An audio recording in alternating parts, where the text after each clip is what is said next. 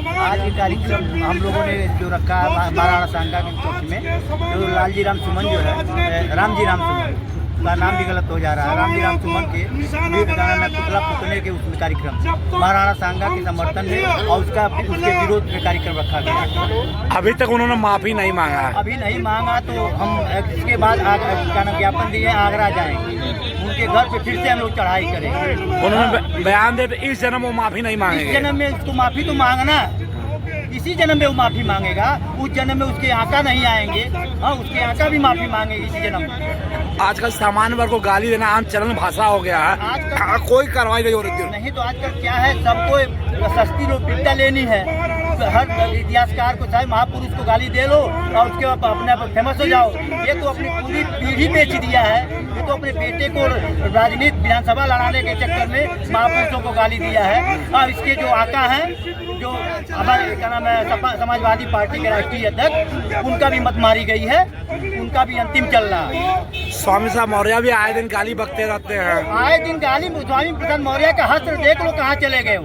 अब इसका भी हस्त्र देख लो अब कहाँ जाने वाला है। जो छतरी से लड़ता है और जो छतरी के खिलाफ बोलता है, उसका अंतिम संस्कार लिखा हुआ है। एक न एक दिन होना है, उनको सड़क पे आना है, सड़क पे आ करके लेके कटोरा भीख मांगना है। कुछ दिन पहले भीम आर्मी प्रमुख भी बयान दिए थे बहुत उल्टे। भीम आर्मी का वहाँ पे मथुरा में उनकी दवा हो गई थी। अब भीम आर्मी बड़ा मर्यादा में रह के बोलते हैं। अब ये भी दिन मिल जाएंगे अकेले, जूतों से इनका स्वागत होगा, ये भी ये रास्ते पे आ जाएंगे। माफी तो उनके अब्बा को मांगना है। कार्यक्रम करे में कार्यक्रम है छत्रियों की तरह,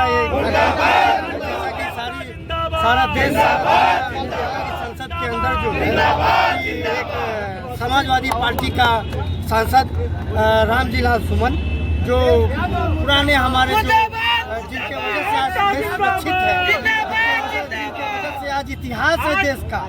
आज हमारी सरकार भी या विदेशों के लोग भी अगर इतिहास को जानना चाहते हैं तो इस इतिहास में क्षत्रियों का स्वर्णिम अक्षरों से लिखा हुआ इतिहास पढ़ते हैं। और जिस इतिहास को हमारे पूर्वज राणा सांगा ने अपना एक हाथ न रहते हुए एक आंख न रहते हुए अंतिम सांस तक जिसने अपने देश और धर्म की रक्षा के लिए लड़ाई लड़ी, आज एक अदना सा सांसद जो अनपढ़ गंवार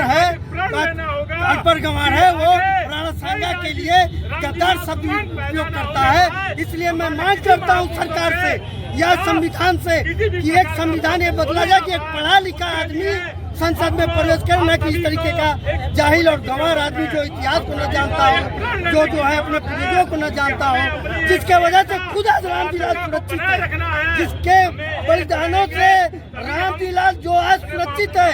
नहीं तो आज कहीं मुल्ला या मुस्लिम बनकर कहीं जो है कि 4 वक्त की नमाज पढ़ता और किसी की चाकरी करता हो, आज वो अपने धर्म और जो है जिंदा।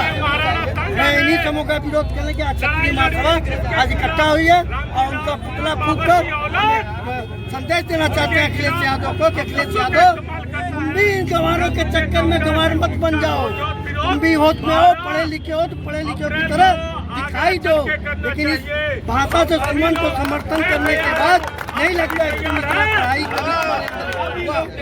उनका एक चीज और कहा कि सारे भगवान राजपूत समाज आते हैं। उनका एक और वाक्य आया था कि सारे भगवान जो है राजपूत समाज से ही आते हैं। बिल्कुल, राजपूत महिला का ऐसा गर्व रहा है, ऐसा धर्म रहा है, ऐसा प्यार रहा है। हर भगवान हर एक शक्ति जो है कि उस धर्म में आने के लिए वो ललायत रही है और आती रही के खिलाफ सुमन द्वारा इस पर इतना विरोध किया जाए। महापुरुषों के बलिदान को लोग भूल जाते हैं।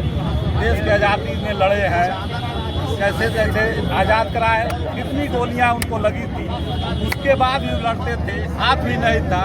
ऐसे व्यक्ति को देश से निकाला जाना चाहिए, राष्ट्रों का मुकदमा करना चाहिए, यही हमारी मांग है। उनका कहना है कि मैं माफी नहीं मांगूंगा। और ऐसा नहीं है, महापुरुष किसी जाति या धर्म के नहीं होते हैं, यह केवल अपने देश के लिए लड़ते हैं। ऐसे व्यक्ति को देश से निकाला करें, राष्ट्रद्रोह लगाना चाहिए, इसको देश से निकालना चाहिए, यही हमारी सरकार से मांग है। और जो भी है उसको सरकार को करना चाहिए।